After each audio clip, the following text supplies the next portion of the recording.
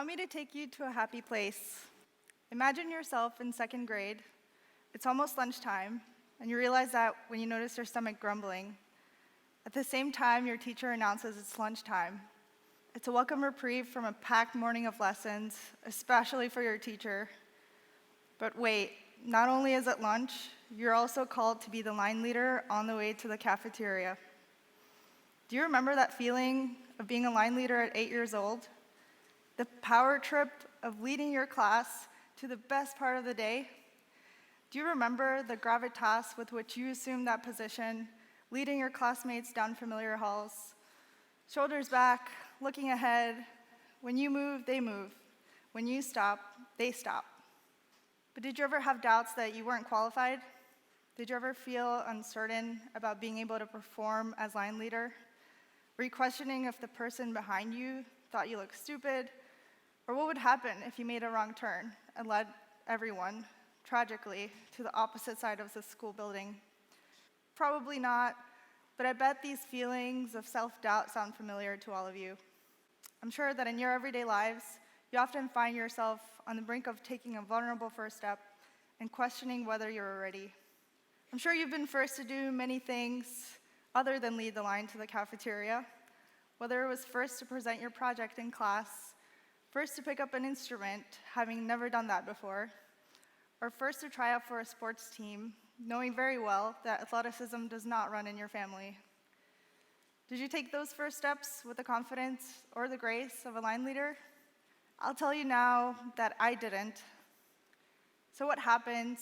What happens when we grow up? What's the difference between being a line leader at 8 years old and then going first in literally everything else? The difference, put simply, is certainty. The certainty of knowing your hallways of the school give you very little wiggle room to doubt your ability to lead the way. But then, stakes grow higher. The possibility of looking stupid when you try to dance for the first time, for example. The uncertainty of whether speaking up will validate your own fears that you have no idea what you're doing. Or worse, the possibility of failing others, like your parents if you're first in the family to go to college, for example. It's so much easier to feel confident when you already know the outcome.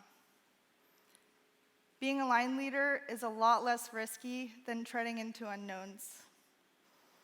I was first to go to college in the US in my family, and for a lot of that time, I felt like I didn't belong on that campus. Coming from a public urban education, I really struggled at my university, and there was a clear semester where I was tragically bombing my macroeconomics class, failing one of 2 major midterms. I withdrew from the class to avoid a big fat F on my report card. I started to spiral into feelings of disappointing everyone around me. I could clearly imagine all the rejections that would come from any job application I would ever send, and questions about why I withdrew from class, a class that I needed to graduate for my major. I started to look at transfer applications. This is called imposter syndrome. What helped me in those moments was to think of another first-gen student I knew. We grew up together. She was a year ahead of me in high school, and she had come to the university before me. I always admired her from the side, and I can tell that she was doing just fine. So if she could do it, I asked myself, why couldn't I? And that was the moment that everything turned around for me. I realized my path was lighter because I was walking in her footsteps.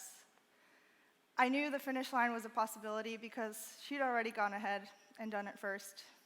When you're first, you risk something called failure, however you want to define that.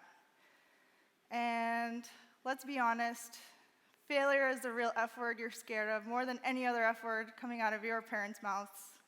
That fear of failure can be so crippling, it prevents us from even trying.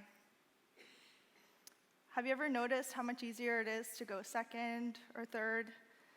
And I'm looking at you younger siblings in the audience. When you go home, make sure to thank your older siblings for the paths that they forged that you get to follow, and more importantly, the example they set for how you can forge your own. So how do we overcome the uncertainty that we all naturally feel and rise to become braver and bolder when faced with firsts? It's a really good question, and there are 3 things I wanted to share that helped in my own experience. First, failure is a really relative term. When you own a growth mindset, you know that there's always room for learning.